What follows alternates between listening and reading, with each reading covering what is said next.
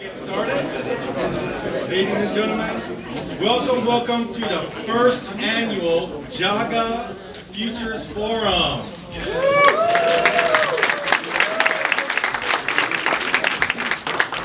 This is a long time in the making. We started organizing this event last year as a way to bring not only the business community but also students and the academic community together. And what a wonderful way to do so here at Georgia Tech.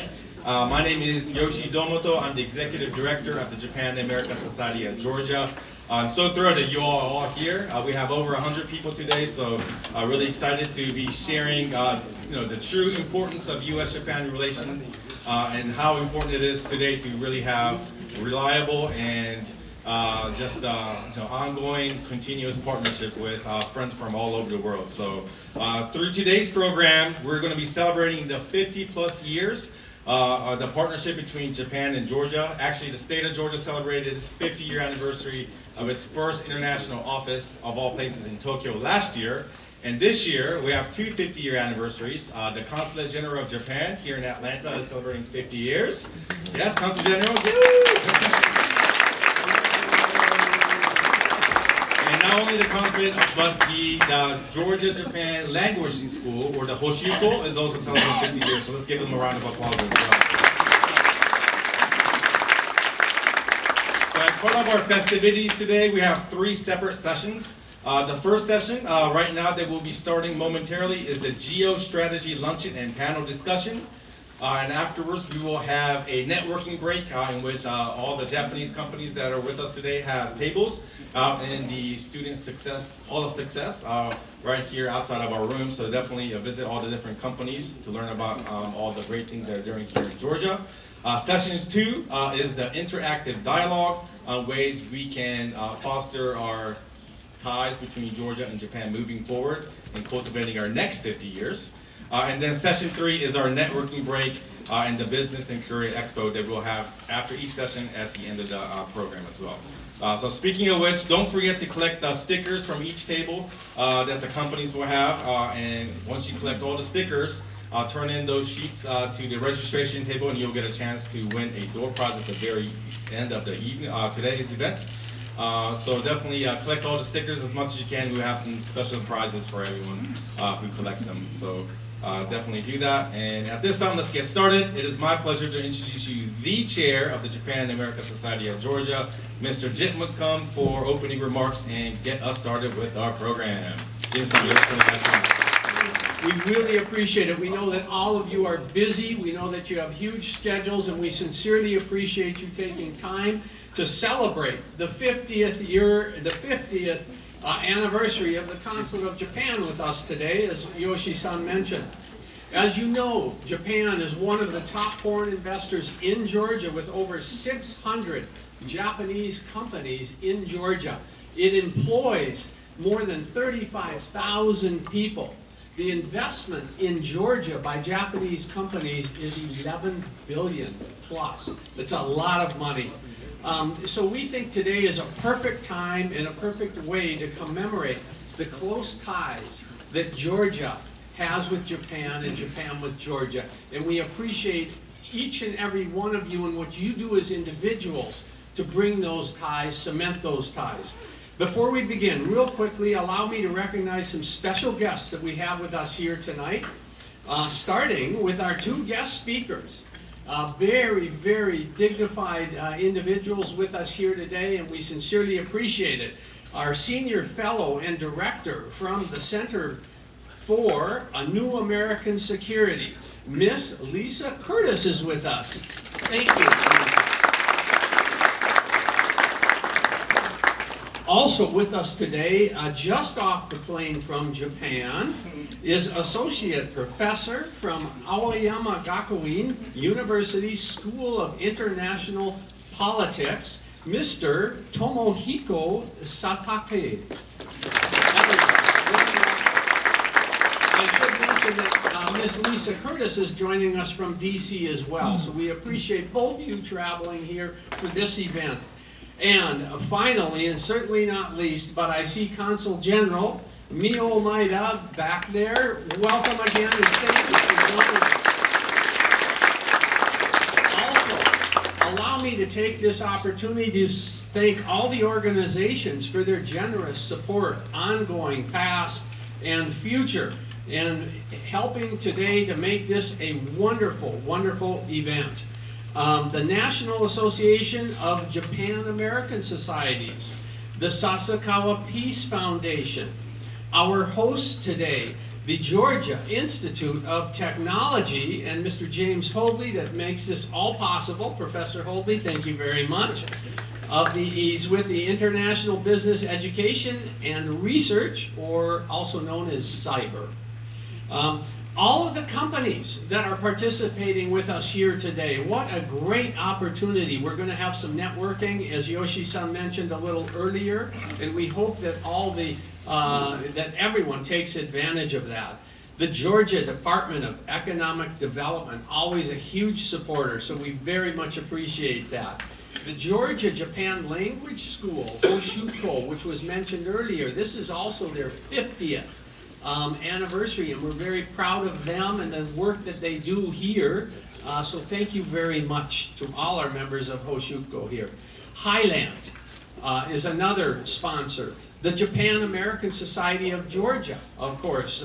We enjoy doing this. Many hands make light work, and let me say that there have been a lot of hands involved in this, and I want to point out Miss Nozomi Morgan for her efforts in leading this today. Thank you very much. JET Alumni Association, yes, well deserved. JET Alumni Association of the Southeast, Mizuno USA, Quick USA, Shimizu North America, Toyo Tire North America, and YKK Corporation. YKK is a consistent, wonderful sponsor. All of those aforementioned, please, we really appreciate your help. We thank you for it. We look forward to a lot of great opportunities. And at this time, I want to introduce our own Consul General, Mr. Mio Omaida. If you would please come up and make a couple of remarks and we'll get this thing kicked off. Thank you very much.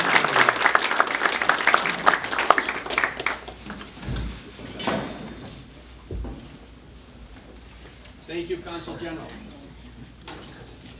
Thank you very much, and thank you very much for inviting me. And and also I would like to express my sincere gratitude to the organizers of this splendid event.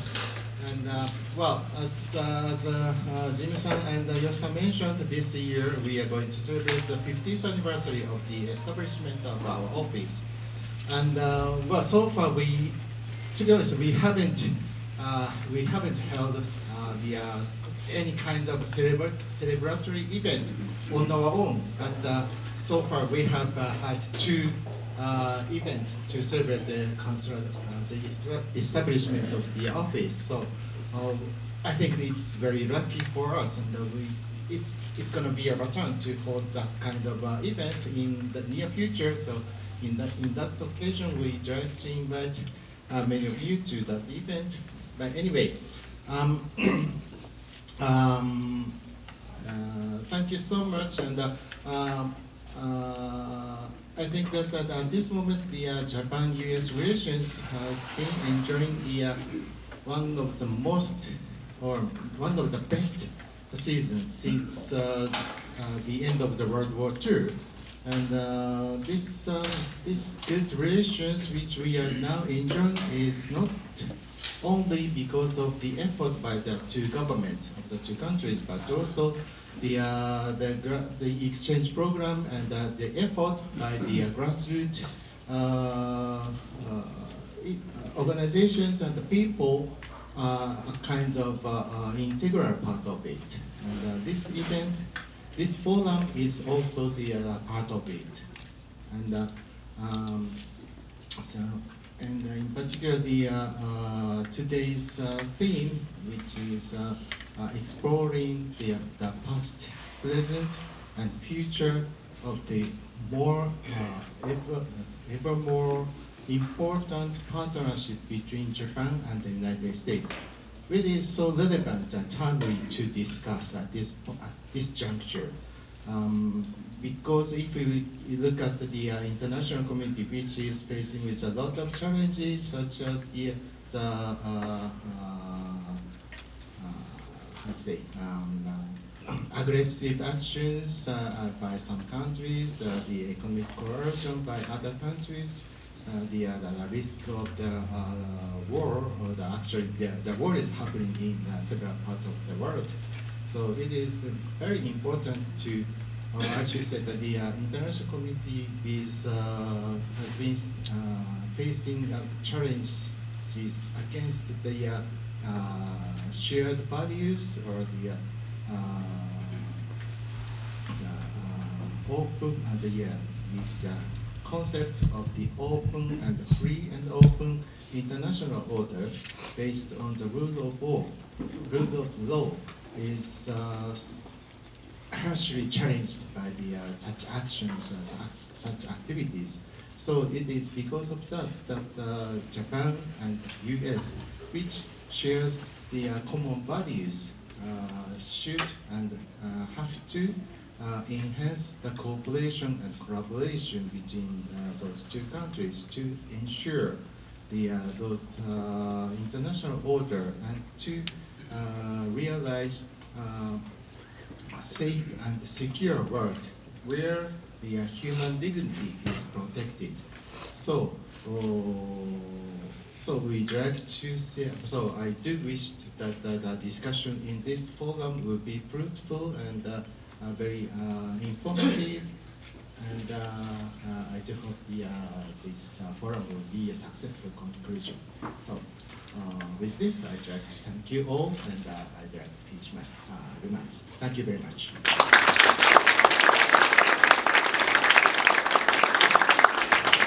Thank you so much, Consul General, and happy birthday to the consulate for 50 years. All right, to get us started with our first session, it is my honor and pleasure to introduce our host today and one of our co-organizers, Georgia Tech Cyber, the Associate Director, Mr. James Hoadley. Hoadley Sensei, yoroshiku onegaishimasu. I think if I could ask the panelists to come on up, we don't really need to, after all the introductions, I don't think we need to do it again, which is awesome. I think people, the main thing you want to get to is you want to get to the discussion. It's a real pleasure to be here, and I would like to thank the professor for moderating the session, and to the Japan American Society for inviting me here today. It's a pleasure to be here. So, the Center for a New American Security, CNAS, has been around for about 16 years. It's one of the many think tanks in Washington, D.C. that deals with national security and foreign policy issues. But I think what makes CNAS unique is a couple of things. One, we are truly a bipartisan and independent think tank. So you will find people who have worked both in Democratic administrations or Republican administrations, such as myself, having worked 4 years in the Trump administration at the National Security Council. But you really will find that at CNAS, we focus on not politics, but what are the best policies for the United States government to protect U.S. national security and have the best foreign policy possible. Another thing that makes CNAS unique is our focus on building up the next generation of foreign policy and national security leaders. We really do have a great internship program. It's highly competitive, for young people to come and work at CNAS. They know that if they start their career there, they're likely to go into the U.S. government. And so there are a lot of opportunities. We have a next generation program, we call it the Next Gen program, where we focus on early to mid-level career people, most of them in the U.S. government, some in the private sector as well, that have maybe worked 5 to 10 years already. But we bring them in so they can network with each other.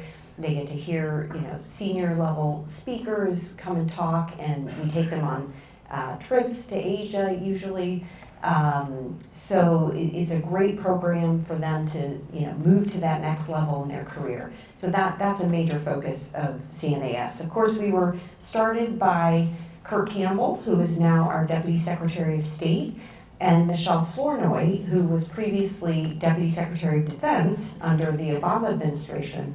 Another very important mission is to encourage some security debate in Japanese society, because compared to the US or the UK, our security discourse or security community is quite weak. Whenever we talk about defense security issues, we tend to focus on whether this is constitutional or not, or whether you are pro-America or anti-America, or something like that. And we don't have real strategic debate. What kind of military equipment we have, and what kind of strategy we should implement. So that kind of discourse we really need, and how to encourage that kind of real debate. That's our main missions, and that's why my former colleagues always appear on Japanese TV quite these days, and then talk about some defense issues. So should I talk about geopolitical challenges or something like that? Right? Okay, sure. I think Japan is located in one of the most dangerous places in the world, I would say, where we are surrounded by China, by North Korea, and increasingly belligerent Russia. The China has continued to expand what is called gray zone expansion in the region surrounding Japan, whereas the North Korea continuously develop missile and nuclear weapons, and I think their military and the missile technologies is pretty much advanced now, and it's very getting harder and harder to intercept by Japanese missile defense system. So that's a great concern for us. Russia, former Prime Minister Abe tried to maintain good relations with Russia by meeting with Putin for more than 26 times. And that was based on the calculation that we could probably separate both Russia and China, as long as we can maintain good relations with Russia. But that was a dream, actually. Despite such effort, Russia has been increasingly aligned with China. And now we are surrounded by what is called the three-front crises. China, North Korea, and Russia, rather than separating avoiding two fronts or so on. And that's the very reason why the Prime Minister Kishida has undertook what is called a fundamental reinforcement of defense policies, or something like that. So maybe I should stop here right now. Okay, before I ask the next question, I always find it's good to judge the level of the room that we're in. I teach undergrads, so it's always good to make sure that we know that first. So when I say the quad, I think there are three categories of people.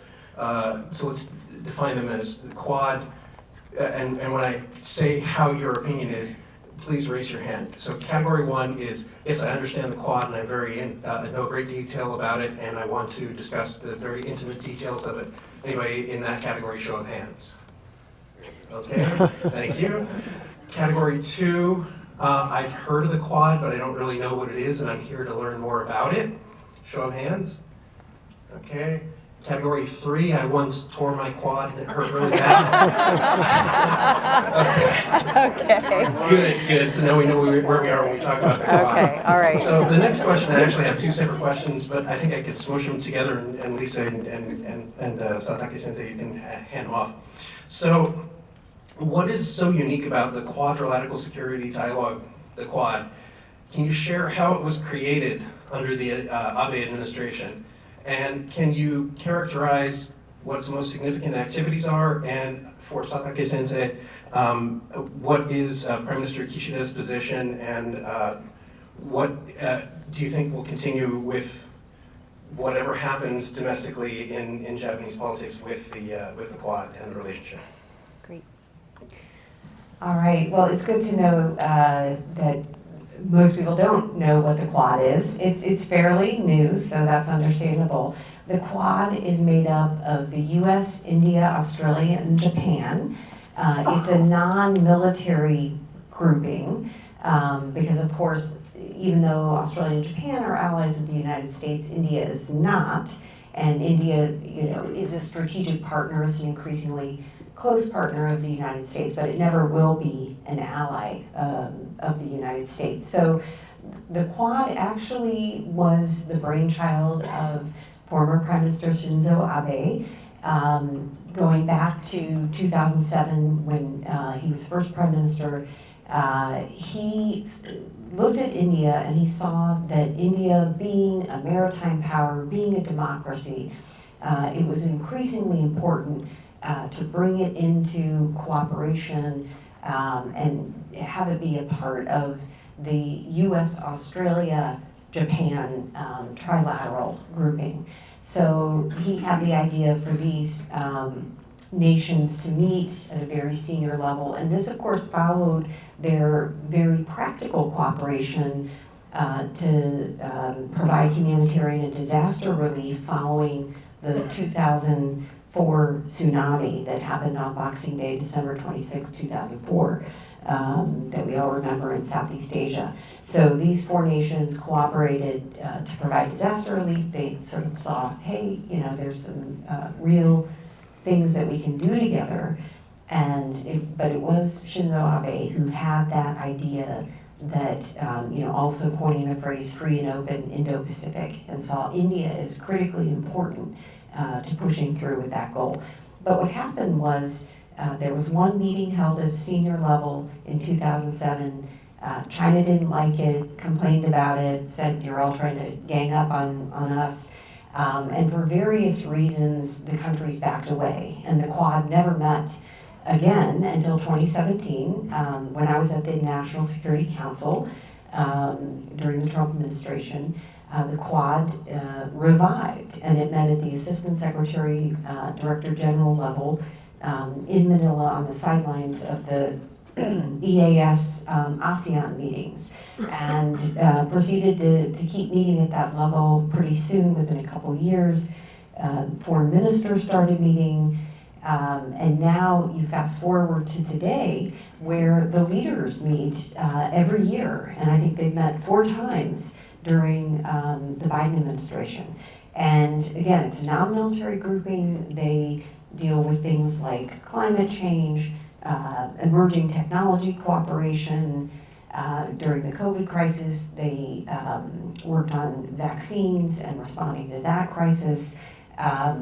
Maritime security is another big issue that they've been cooperating on. And it's really a way for these 4 countries to, you know, seek to shape the regional order in the Indo-Pacific, and to provide alternatives to countries, you know, alternatives to China's Belt and Road Initiative, for instance. So it's an important grouping, and it's one that I think is here to stay. I think it'll continue meeting and being an important counterweight to China's increasing influence in this region. And even though the group shies away from military cooperation, I personally believe that they should start talking about potential contingencies in either the Taiwan Strait or the South China Sea, and eventually move into more security cooperation. They're not quite there yet, but I believe that circumstances will dictate that eventually they'll become more of a defense and security grouping. Well, I have a few things to add to what Lisa said, but Quad is not necessarily created by Prime Minister Abe's personal initiative. I think it reflected the geostrategic reality in the Pacific, which is not only the rise of China, but also the rise of India, as Lisa mentioned. And the basic idea is how to incorporate India's power into the regional power balance, so that we can maintain a stable, what is called rules-based international order. And the US, of course, is still dominant in military terms, but not so much in economy and technology. And China has been catching up, in these areas, or already dominant in some areas of the newly emerging technology and so on. So how can we just counterbalance against China's growing power influence? And that's most important. And although Quad is, focusing on non-military dimensions, it definitely focuses on security issues like economic security or climate security and so on. And one important area, maybe which I would like to raise, is whether or not we can share some labor forces, given that most advanced democracies, advanced economies like Japan, US, Australia suffer from the labor shortage. And that's a serious issue for Australia's defense policy, for example. They're actually introducing nuclear subs right now, but there are a few people who can construct submarines. So why don't we just swap some labor forces between Australia and India and Japan, India, and that kind of cooperation could be, I think, possible, although it is very difficult. Thank you. Lisa, I wanted to ask for a little more dig down on something that you said. The U.S. and India will never be an ally, which was a very interesting statement. I'm interested to hear more about that. But you have a unique perspective on U.S. Indo-Pacific relations. So how would you characterize the U.S. relationship with India? Do you think it's similar or different to the America's diplomatic ties to Japan and Australia and the other members of the Quad? And perhaps you can also highlight as well, India recently, talking about joint security, the Indian Navy recently recaptured a Somali pirate hijacked ship in an area of the world where the U.S. is currently fighting with the Houthis. Is this an area where there can be collaboration for the Quad as well? Is, I guess, basically what I would want to know. Okay, great. Well, thank you. And yes, as I was saying, the U.S.-India relationship has improved by leaps and bounds over the last 20 years. It's really been a bipartisan issue. Both Democratic and Republican administrations have seen the wisdom in building up the U.S.-India relationship and building that cooperation. For instance, during the Trump administration, there was an effort to provide India increased access to technology. For instance, India was the first non-NATO partner to receive armed drone technology, to be allowed to receive that kind of technology from the United States. That was in 2018. The U.S. also elevated India's status to Strategic Trade Authorization 1 status, which means it gained more access to dual-use items from the United States. In addition, the U.S. and India completed several defense enabling agreements that allowed them to increase intelligence and information sharing, and to be able to do a lot more in terms of military exercises, and those kinds of things. So, I think the U.S. and India are doing everything, short of what we would see in the kind of alliance relationship that the U.S. has with Japan and Australia and Philippines, and NATO countries as well. And I think that's where, the questions come.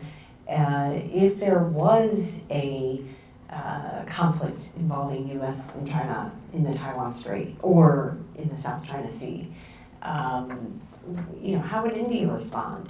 And, I'm skeptical that India would send warships or do anything that might be provocative to China, because India has its own border conflict, or border tensions, rather, with China, that it has to pay attention to. And of course, China is ahead of India militarily, and India is vulnerable when it comes to its land border with China. So for that reason, I don't think that we could expect India would get involved in any significant way if there was a U.S.-China conflict. But in my opinion, that's not what building up the U.S.-India relationship is all about. It's about making sure that India has the capabilities to stand up to China on its own border, and that India will work with the other Quad countries in providing a more liberal, rules-based order that will serve as a counter to some of the things China is trying to do. So, I think all in all, the U.S.-India relationship is on very firm footing. You can see the Biden administration has prioritized relations with India. Some of the things it has done, it's established this initiative on critical and emerging technologies, where the national security advisors have been meeting, and under that agreement, the U.S. has agreed to co-produce jet engines with India, which is a very big deal. And it's not only about the military security cooperation. The U.S.-India economics and trade relationship is also very strong. And the people-to-people ties. I think there's 250,000 Indian students that are studying in the U.S. right now. So yeah, that's a little bit about how India fits into the whole Quad partnership. Okay. I was just going to do a quick check. How are our people doing on our Quad folks that want to learn more about it? We're doing good. Okay, we're not too deep in the weeds. Okay, thank you. Always check. The people who are like you tore your Quad, admiral. So for Satake Sensei, I think I remember from your background you did spend some time in Australia. So the next question is going to come up with, the people here we're going to assume have an awareness of U.S.-Japan relations, and don't disabuse me of that belief.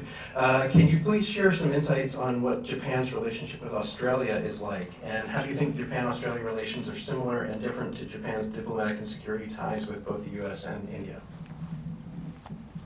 Sure. I'm not sure how many people are interested in Australia, but I think Japan and Australia are similar in many respects. We are close U.S. allies, of course, and we are sometimes described as the northern and southern anchors of the U.S. Regional strategies. And we also share some democratic values, such as freedom, democracy, and rule of law. And most importantly, we are interested in what's called rules-based, maintain the rules-based international order. Also, we share similar identities, which is a kind of middle ground between the East and West.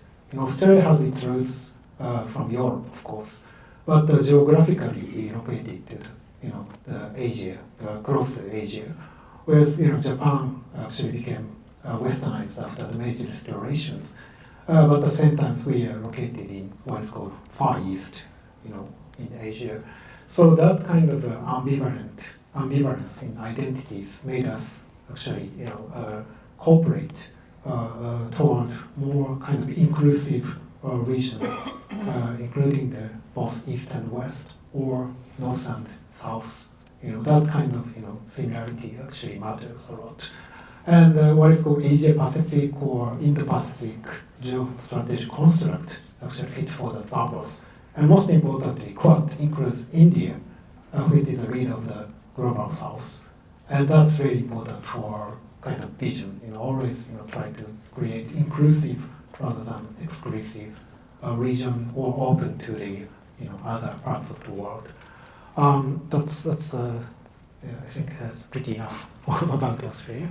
Okay. All right, I think now it's time to address the dragon in the room. The Quad is widely perceived, at least you kind of hinted at this, as a response to the rise of China. Lisa, if you could talk a little bit about the United States relationship with China, which has gone from friend to enemy to frenemy to mean girl, and describe how that's going and where you expect it to go in the short term. And also, Satake Sensei, if you could respond with Japan's relationship with China as well, which has its own issues. I didn't know Professor Hoadley was a stand-up comic on the side. I appreciate that. So, people often ask, if we have a change in administration, we have an election coming up in November, as you know. Will there be a major change in the U.S. approach to China? I don't think so. I think that the current approach to China was largely built from the Trump administration approach. And I say that because when I was in the Trump administration, we worked on a strategy, the Indo-Pacific Strategic Framework.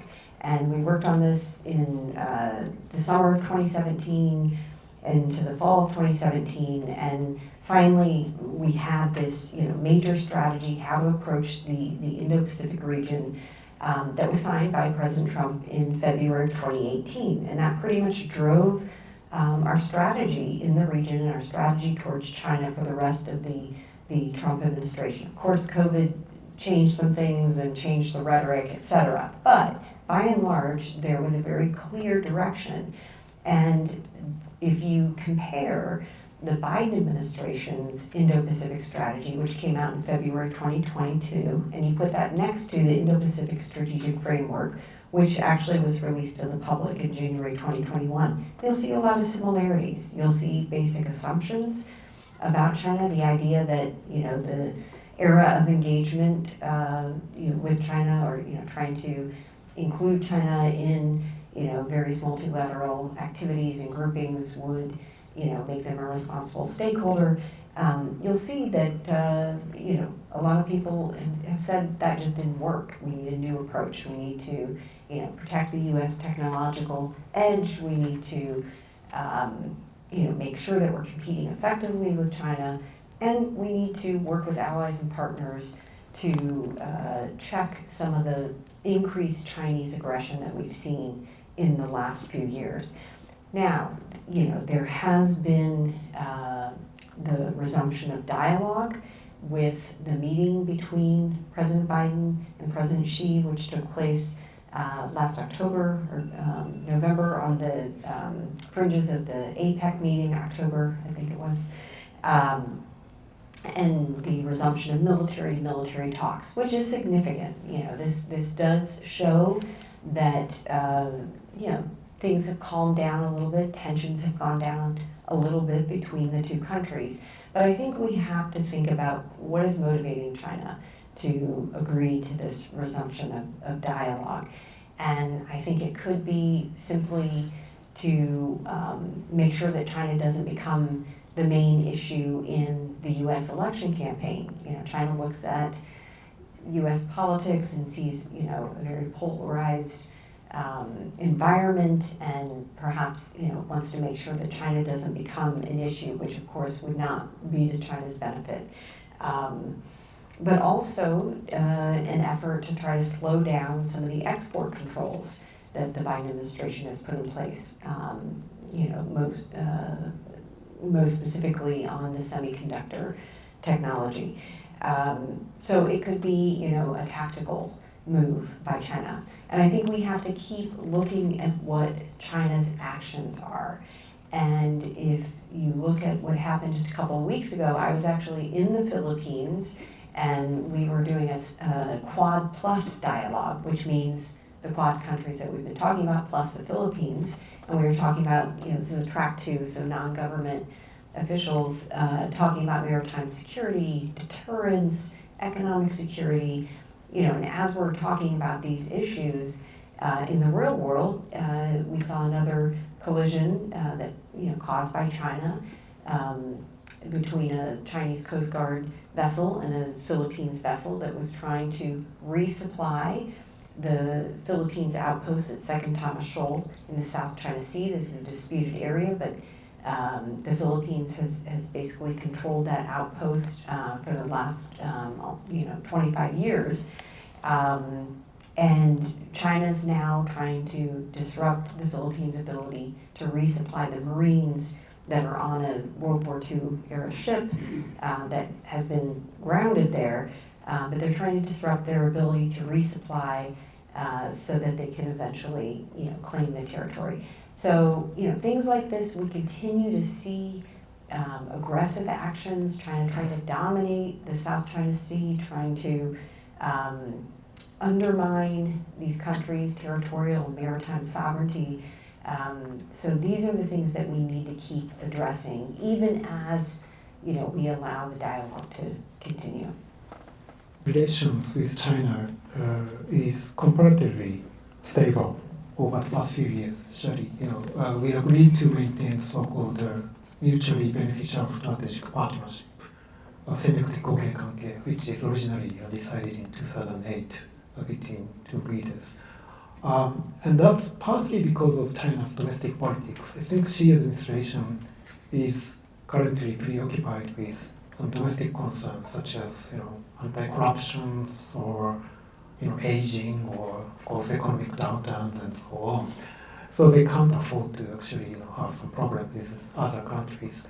And they also need to improve some international image of China, which has been harshly damaged by the outbreak of the COVID-19 in 2020. and China's so-called economic coercion or economic sanctions against Australia, Korea, Japan, the Philippines actually also, worsened their kind of national image, and now, they're actually inviting some counterbalance against China, such as Quad is a good example, but also, they created AUKUS as well. So I think in order to maintain a stable economic development, I think China needs to have good relations with neighbor countries. And that's the reason why China has tried to improve their relations, not only with Japan, but also with the US, with Australia, and Korea as well. Which doesn't necessarily mean that the current stable relationship will continue forever. And actually, the former Japanese ambassador to China described Japan-China relationship just like a jet coaster. It always goes, up and then suddenly goes down.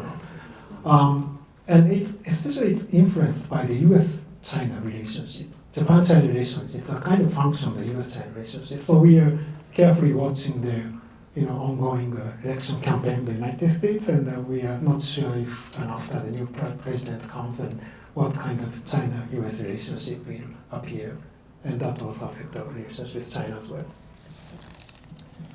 Thank you.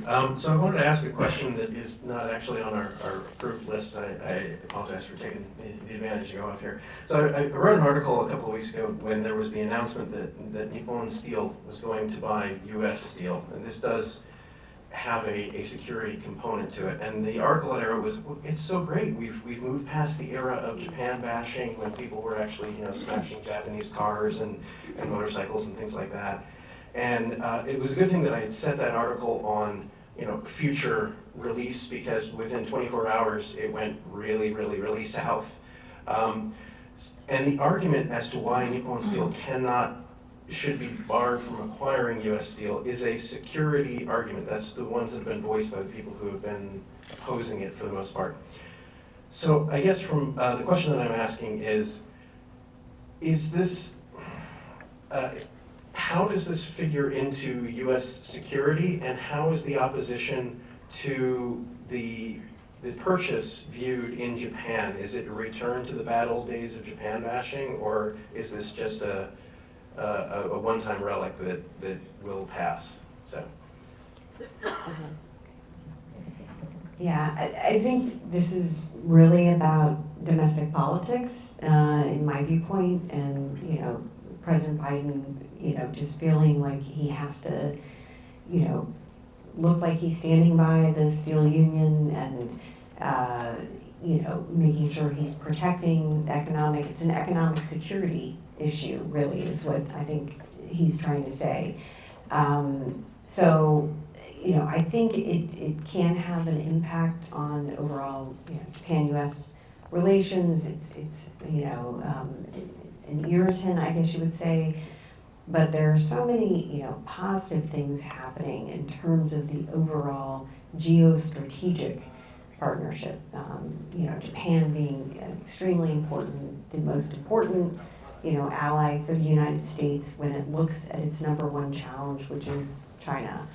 And the fact that Prime Minister Kishida will be here in a couple of weeks, April 10th, for a state-level visit, the first state-level visit in, 15 years, or I think since 2015, so I guess not quite, almost 10 years, I guess.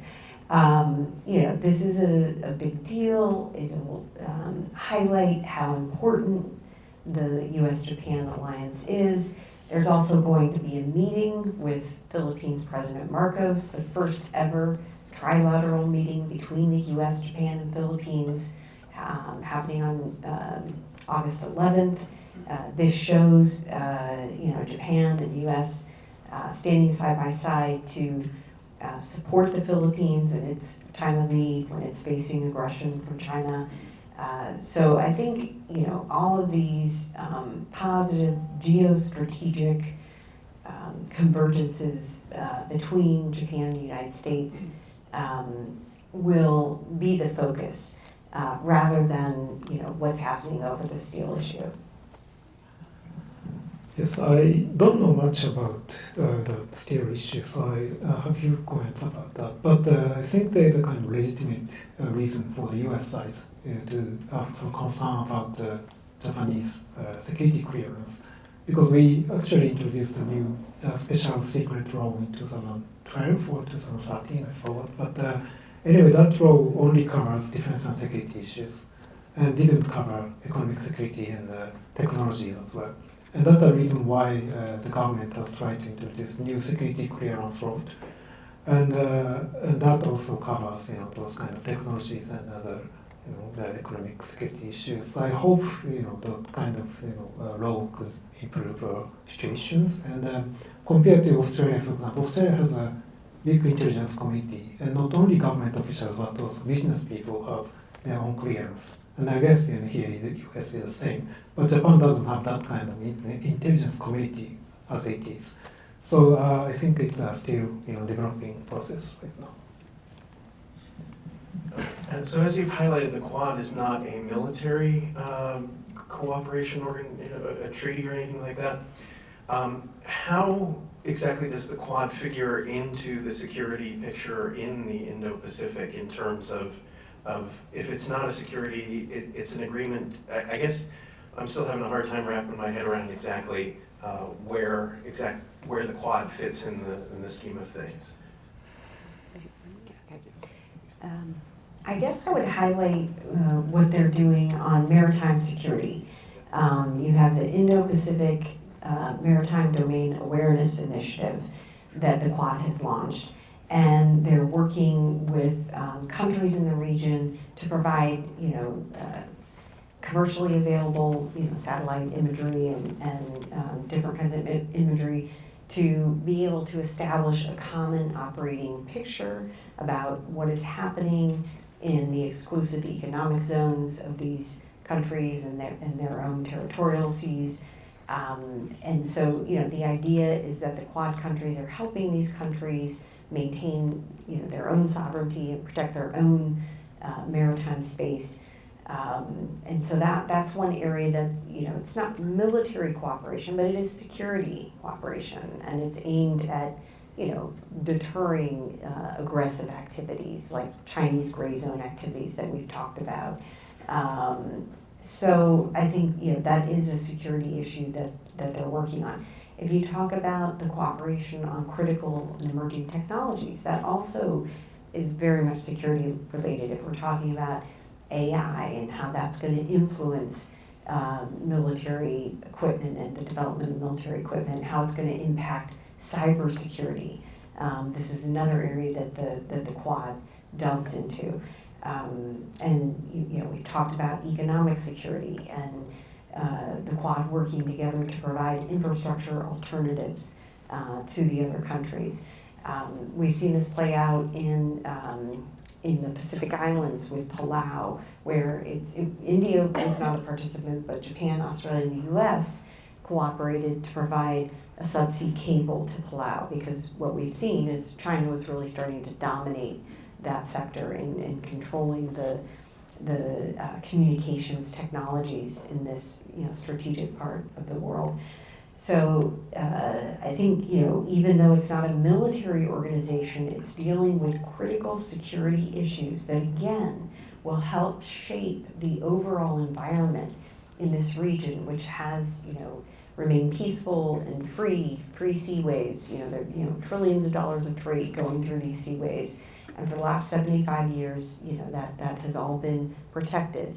And I think countries like the US and Japan want to see it continue operating in that way. And that's the idea behind the Quad and why it's so important, even if it's not a military organization, that they continue to work in tandem and collaboration.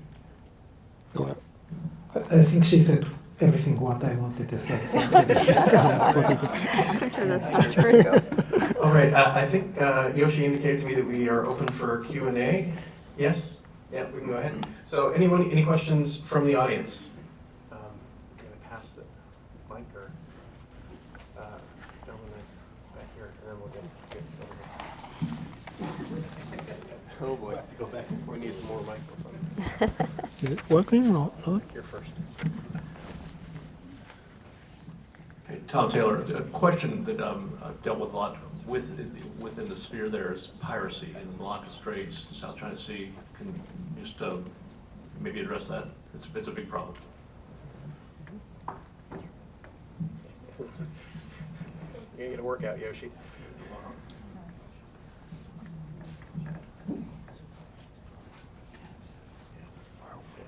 Do you want to go first? Piracy.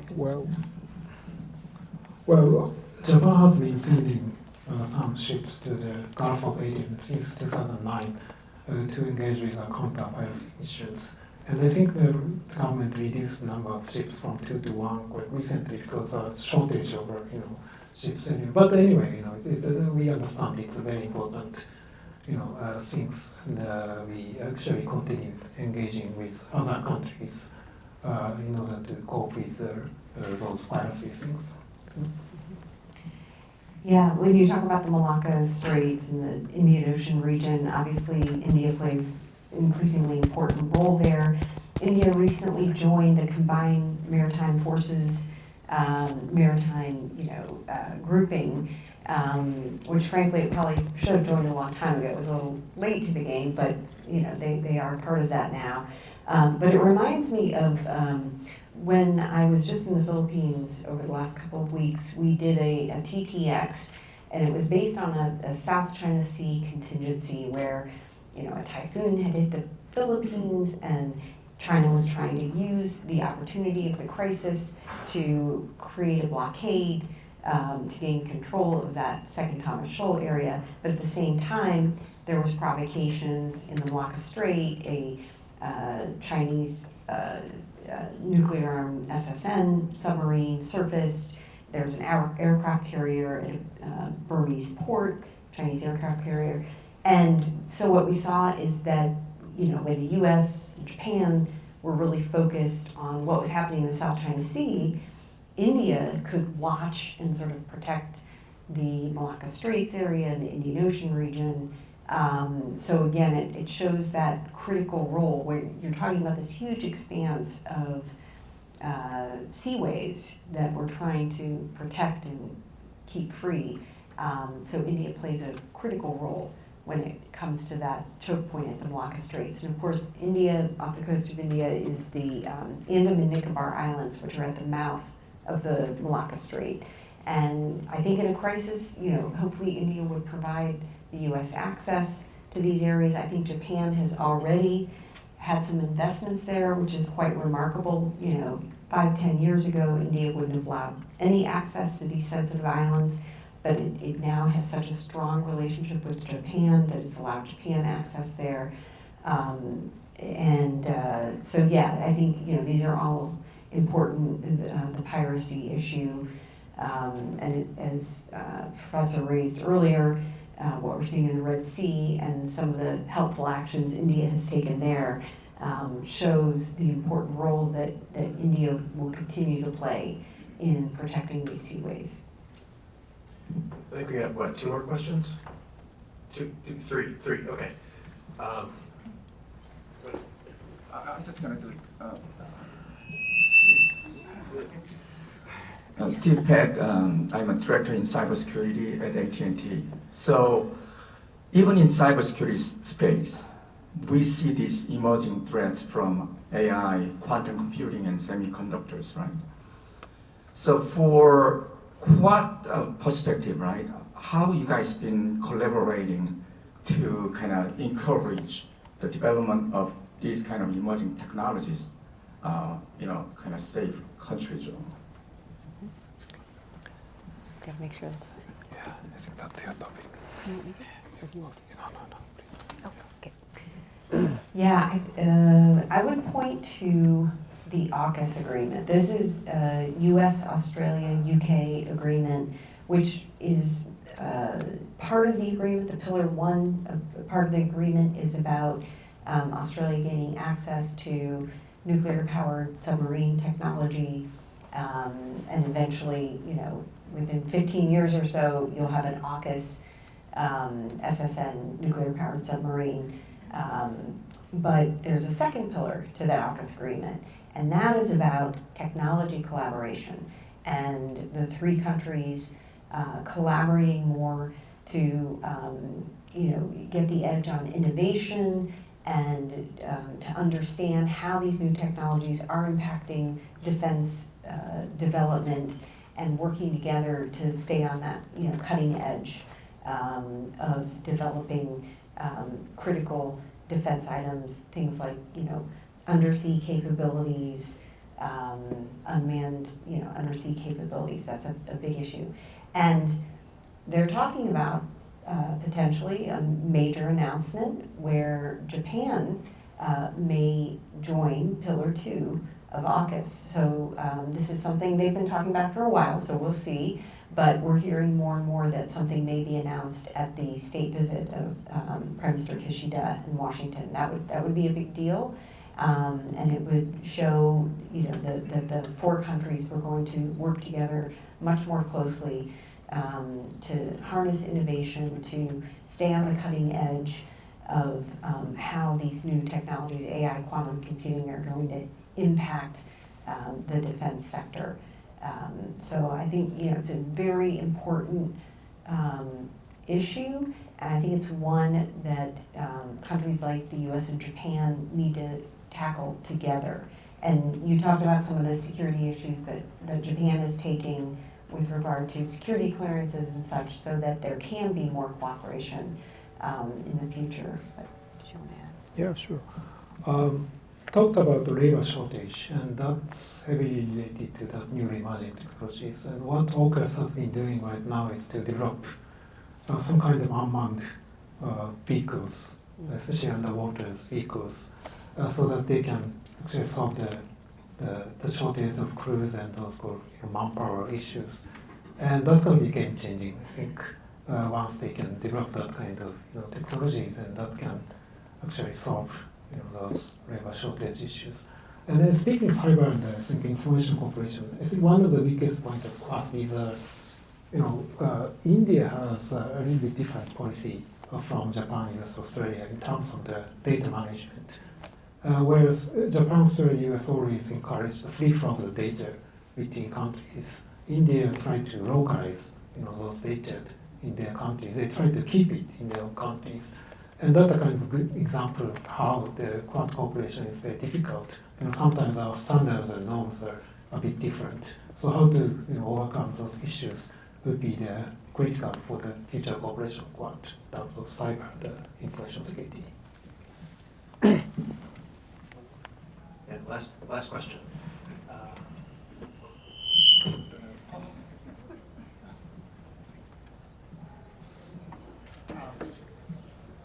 Thank you. This question is for Professor Satake.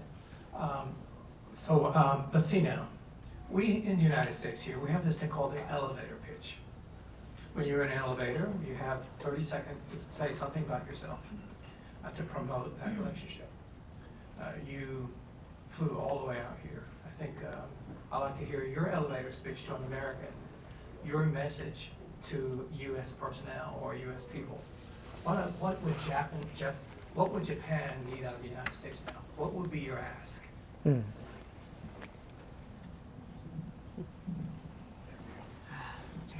Well, I don't think I can keep 30 minutes, but just try. I actually traveled around America last August as a part of the IVLP, International Visitor Leadership Program, sponsored by the State Department. And I talked with many people, ordinarily just American people, and what I learned from that experience is that, well, that's what some people told me, but 95% of Americans are not interested in foreign policy, if I am not wrong. And only 5% of Americans are interested in foreign policy, and they are pretty much concerned about domestic issues. And that's not so surprising, given that America has been very strong. And you don't have to care about international relations because they are very powerful, and nobody can beat America. And why do you have to care about foreign affairs? But that's no longer the case right now. As I said, India and rise up rest, and China has been rapidly catching up. So you have to care about international issues. So always paying attention to what's happening across the world, whether in the Pacific, Middle East, and Europe. And that's very important. And that's what I always tell to my students at university. Always be conscious about what's going on in the world. pay attention, and ignorance is the worst things, because we are condemning Hamas and Israel's actions these days. But before Hamas's attacks Israel, nobody cared about that. Who cared about Middle East before that? So that kind of things, I think we try to encourage. And if you understand more, maybe you can solve the issues more, I think. So I hope that's, I kept 30 minutes, but anyway, Are we hearing Love Thy Neighbor here? Oh yeah, sure, of course, I love. Okay, I think we're about ready to wrap it up, but to channel anybody who watches the Hot Ones, I love that show, the one where the people eat the hot wings. And so I'm going to end with the same question that he has. So now that you haven't eaten hot wings, so you're not sitting here wondering why you did that, but you have given us a fantastic presentation, and I want to thank you very much for that. But now in maybe 30 seconds, if you could tell us what's going on for you, how people can find more about what you're doing, how they can follow, and people who are interested in learning more. Great. Well, great, thank you. Yes, actually, we have a program coming up on March 28th. It's 8 a.m., it's a little early, but it's online, it's virtual, so anybody can tune in, and it's on US, Japan, Korea trilateral cooperation. So we are releasing a major report, and it's a rollout event for that report. So I would encourage you to tune in March 28th at 8 a.m. You can just listen in. You don't even have to turn on your camera if you don't want. But we would love to have you participate in that event. We will also have our annual conference, CNAS annual conference on June 6th. It's called High Stakes. Which I think describes the world situation right now. So we'll have top level speakers from the administration, expert community, talking about everything from the war in Ukraine to the Middle East crisis to the China challenge. So we'd love for you to jump in and join that. And you can always go to our website and read all of our materials, use it for your research, what have you. But yeah, I hope you'll put CNAS on your radar and listen to our events or read some of our material. Thank you. Well, yes, as I said, NEEDS, my former workplace, has a website, and they publish a lot of good materials to know Japanese defense and security policy. So that's one way. The other way is just to Google my name and find some publications. I just published a book about Japan-Australia relations last year. And if I found it on Amazon, please put some good reviews, although even if you don't read it. That's concludes my speech. Thank you. All right, thank you, everyone. I'll turn it over to Yoshi, but yeah, if you could again give another round of applause to our speakers, and give a round of applause to yourselves as well. I think we're